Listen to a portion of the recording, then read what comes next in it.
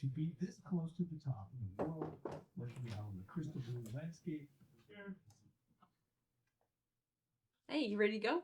Yeah, I'll be there in a minute. Okay.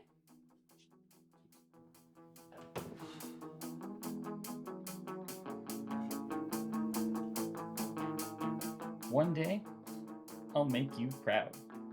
My name is Aaron Ridley, and 4 years ago, my wife Taylor and I became overlanders. Like a lot of other people, we had no idea what we were getting into. Our first companion was a weathered 4x4 20-year-old Nissan Xterra with 150,000 miles under her belt. Undeterred by her age, we started our first overland build as we set out in the wake of a global pandemic, embarking on a 35-day, 7,000-mile journey across the western United States. From the sun-scorched deserts of the Southwest to the rugged shores of the Pacific Coast and the towering peaks of the Pacific Northwest, we explored all we could. In hindsight, trusting such a vehicle of her vintage may have been bold, perhaps even reckless, but it was a risk that fueled our passion. Even so, after our journey, our Xterra's days were numbered. With several electrical issues that signaled the end of her road, our sights turned to a new chapter. Enter our 2021 5th-gen Toyota 4Runner, a vehicle destined to become the heart of our most ambitious overland build yet. With every modification, we poured our dreams into crafting a rig worthy of tackling new adventures in the wild. As we shaped this new chapter, an unexpected opportunity beckoned us across the Atlantic to Uganda. For almost a month, we would call Africa our home, partnering with an orphanage and immersing ourselves in a world far removed from our own. The experience was transformative, broadening our horizons and deepening our resolve to explore not just landscapes, but the human connections that define them. Returning to the U.S., we set out to rediscover our own backyard, with plans to return to Uganda the following year. But life, as it often does, had other plans. We are having a baby boy. With the excitement of a new addition to our family, a lot of people warned us that parenthood would be a tether, and that our days of adventure were well behind us. But we aren't quite ready to throw in the towel just yet.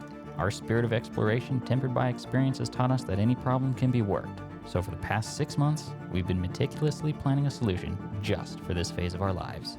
Luckily, Taylor and I have a solution to this problem. We bought an overland trailer. Specifically, we bought this overland trailer. We're pretty excited for that, but the only problem now is that it's all the way in Missouri and we're here in New Mexico. So I have to go pick it up. Unfortunately, Taylor and Nathan are going to be staying home here, so this is actually going to be my first ever major solo road trip cross country. So it's going to be a little sad to leave the family, but I'm also pretty excited to get my hands on this trailer because it also means we get to be more adventurous all together when we finally get back. And this is definitely the year we're going to be doing that. Here's the baby. Yeah. Gotta say bye-bye to Daddy. I'm going to miss you, little guy. Yeah, he's gonna be going on a long trip. You're just too cute and growing up too fast.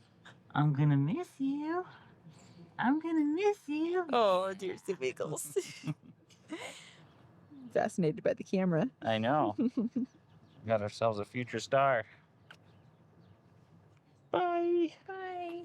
Yes, a good boy. Let's go for a car ride. Let's get in the car. Yeah, come. Up. Yeah. Up we go.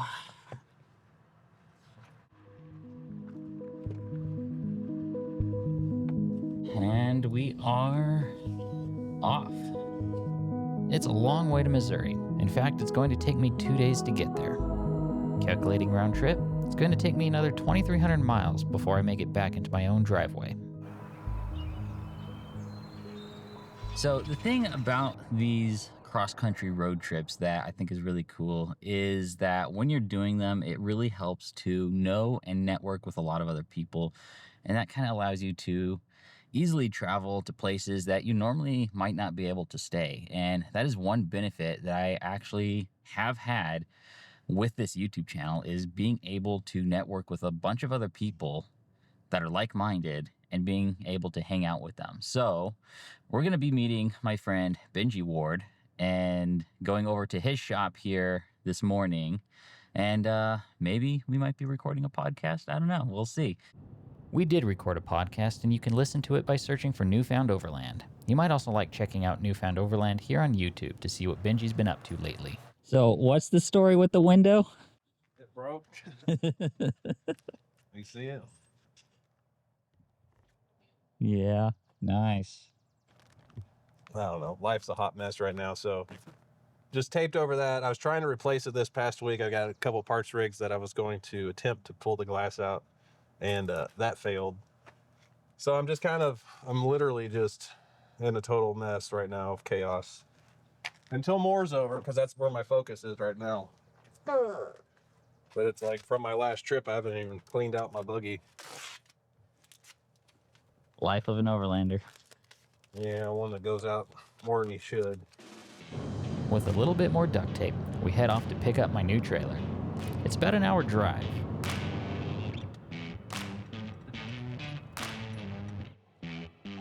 Oh, she's nice.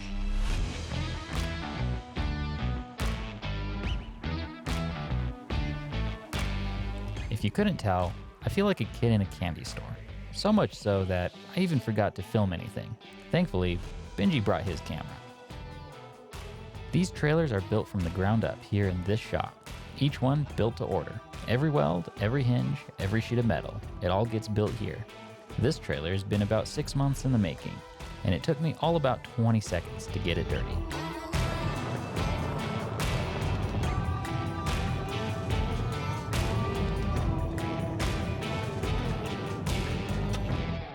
So Benji and I went our separate ways, and he went back home so he could prep for the More Expo happening next week as I am filming this. And then I have decided to travel south. So we are actually currently in Ozark National Riverways, and I have a very antsy puppy here who really loves the fact that we get to camp by water. So we get a river happening right here, and then I have our overland trailer, which I really want to do a walk around video, but at the same time, I'm sort of trying to figure out all the little quirks and things about this trailer. I still don't even fully know how to use it. I'm still trying to get used to it. So for the time being, I'm actually cooking dinner on our Genesis grill with a classic cast iron skillet. So that is the plan for this evening. We're gonna set up camp here along the river. We're supposed to get some pretty ugly weather this weekend, so I don't really know what we're going to do. We'll just kind of keep an eye on things and play it by ear to see what we do. We might dip down south into Arkansas. I kind of want to do that. It feels like a missed opportunity if I don't do that while I'm out here, because I basically have all weekend to do all this stuff. Yes, I hear you. You're excited. Yes. But that's where we're at.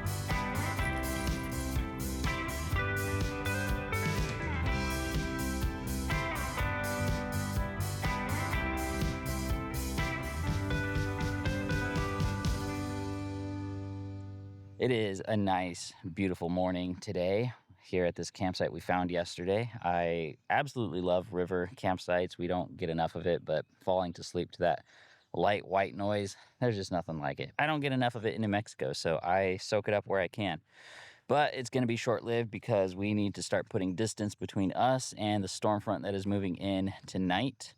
And everybody's messaging me. My wife and Benji are basically saying you should probably head south because it's going to get ugly. And I was looking at the weather. It's probably going to rain quite a bit. And my main concern is the most of the rain is actually going to be upriver, but as we know, water flows downriver. So today we're going to pack up camp and we're going to make some distance south to Arkansas. Hi. Hello. Yes. Oh, you want to play in the water? We have a water dog. Yeah. We got to pack up. We got to pack up, mister. This dog is something else. It took me forever to get him used to the water. Now he absolutely loves it.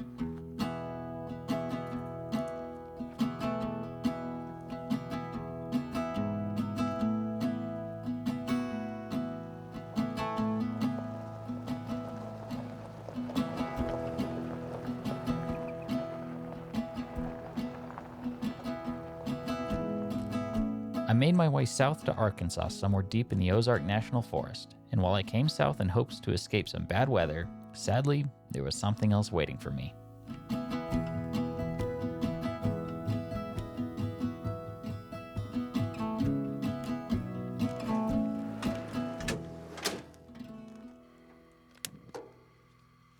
So I found a not so fun thing about the Ozarks is that there are ticks out here, and I learned that the hard way because I found a tick on me, which was really, really gross.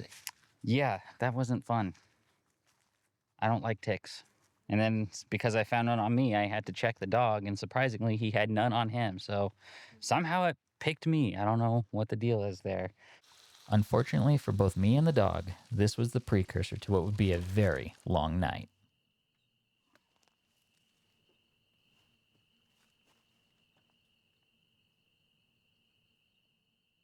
So what was supposed to be a nice and easy weekend actually ended up turning into a living hell.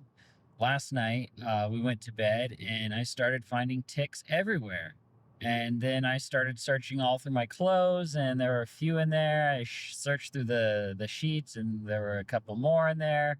And then I started searching on the dog, and there was a lot on him. So I spent a good portion of my night picking out all the ticks on the dog and trying to clean out and purge the tent. And well, I just got so frustrated that I just kind of gave up, packed everything up, and called it a day, because I really did not want to deal with that. Because there was a moment where I walked out of the tent, made sure I was clean of ticks, and then I walked to the driver's side of the car, and by the time I get there, I already have other ticks on my legs trying to crawl up.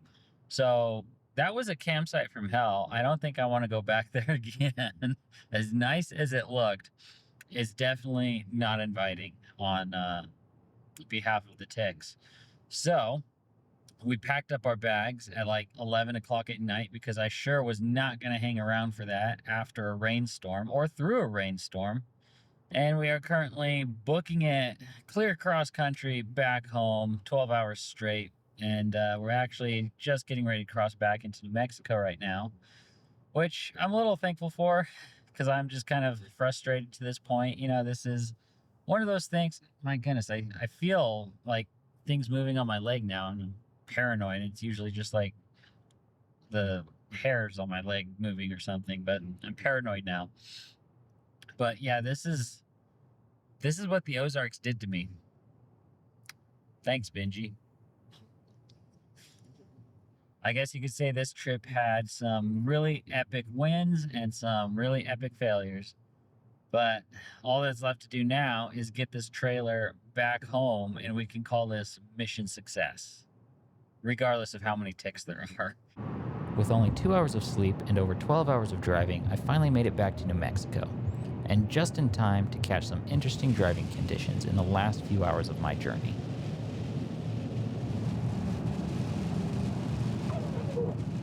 So I finally made it back home. It was quite a heck of a drive to get back here in 12 hours or more. It was a bit of an emergency rush because Kinzu was absolutely covered in ticks, and I just didn't want to play around with that. We wanted to get home and deal with that mess, and good news is it's pretty much all dealt with, and all is well for now. But we made it safely home through ticks, fire, rain, fog, and even snow, and maybe a little ice on the roads. I brought you something. Yes, I see that. Took much tribulation to get it here. It was a task, I'll tell you that. So you'll be glad to know we have a galley now, full Good. kitchen. So it's all in here. There we go. Yeah, so you have your 3-burner stove, and I think the middle burner is actually an oven down in here. And of course, I was gonna say that doesn't look like a 3-burner. yeah. It's a 2. And then you have sink with plumbed hot water. So it is plumbed into the hot water heater, which is located on the other side of the trailer. To turn it on, you have the Red Arc system panel right here. So this just swings out. Oh, okay. And this is all your switches, lights, water heater, water pump, fridge, and USB ports that are all over this thing. So water pump is this one. And you want to Spray it at me. There you go. Oh, wow, look at that. You got water. These latches are a little bit two-handed to open, but there you go. This is cabinetry space. So to open those, you push it in. There you go. Yeah. I was talking to the guys about this, and they originally had the little yellow latches like those over there for the stove. But they switched to these push ones, and I actually kind of like that a bit more. That's better, yeah. Yeah. Oh, yeah. And then, of course, you have a prep table that pulls out right here. Oh, that's nice. Yep. These are really strong, too. You could actually put some stuff here. You can probably sit on that if you really, really, really needed to. I wouldn't try sitting on it, but if I need to set some stuff here, I would. It'll hold weight, that's for sure. And then you have the rear tire swing out here. So if I pop this down here, swing this out, we now have this rear door that opens up, and we have 2 very deep drawers. Want to try opening those? Yeah. Oh, very nice. And you get a bottom and a top. And then on this side, you have another compartment that's pretty identical to the other side, but without cabinetry. And both sides are equipped with 120 power with a 2000 watt inverter. And then we have, this is going to be your second favorite part, the water heater and the shower. The water heater in the shower. Yep. We finally have a shower. I know, it's exciting. This means we can go out longer. I can't remember what the tanks hold, but I'm pretty sure I got the largest water tanks. And I did a full shower, and I was a little liberal with it. And it only went down about a quarter of a tank, so. Right. I was still conservative. Like, I would wet myself, stop, then. I'm not going to complain about the size of the tank, because that trip that we did along the West Coast, this would have made that so much easier. We had no water tank except for like a little bag of water. A 5-gallon tank. And it was freezing. Yep. There you go. You have your propane tanks here. Right now I just have a 20-pound one. You can hold 2 11-pounds here. But, 20-pound works just as well. And it's all strapped in with straps. And you have water connections here. So this is fresh water into the heater. This is hot water into the plumbing. And then this is your shower head. And once you're all connected up here, you instantly get hot water on the kitchen side. But then you also have your propane connections here. So this is the stove connection that will connect to this one here. And then the water heater will plug into the bottom one there. That's really nice. Yeah. So we also have one more thing, which is the fridge. The fridge, we have 2 fridges we have now. 2 fridges now. All right, so the fridge situation is a little unique. Rather than a Dometic like the one we currently have in the 4Runner, this one is from National Luna. And I was told National Luna is pretty famous because they got their start in making transportation for live tissue and organs in South Africa. And they kind of got into the market of consumer fridges. And so they got really well known for their reliability, so I'm told.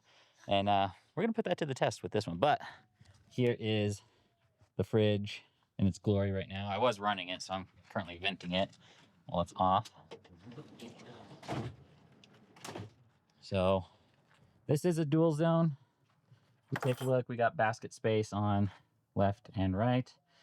And we do have these temperature sensors here that are tied into the Red Arc system. So that is a short introduction into getting this trailer. We went from New Mexico all the way to Missouri. This was a 5-day ordeal.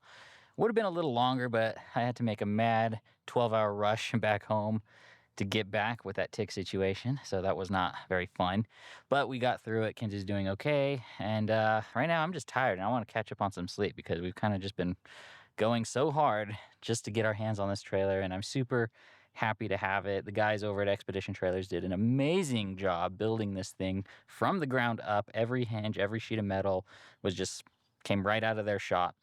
And yeah, kudos to them for the amazing job they do in what they make. And yeah, if you're new to this channel, welcome to the party. I know we got a few subs new that are from the podcast I was just on with Benji. So thank you, Benji, for having me on your podcast. And if you're new here and you came from that podcast, welcome to the party. It's never too late to join. And we're just getting started. So with that, we're going to go ahead and close this video, and we'll see what we do next time. Bye.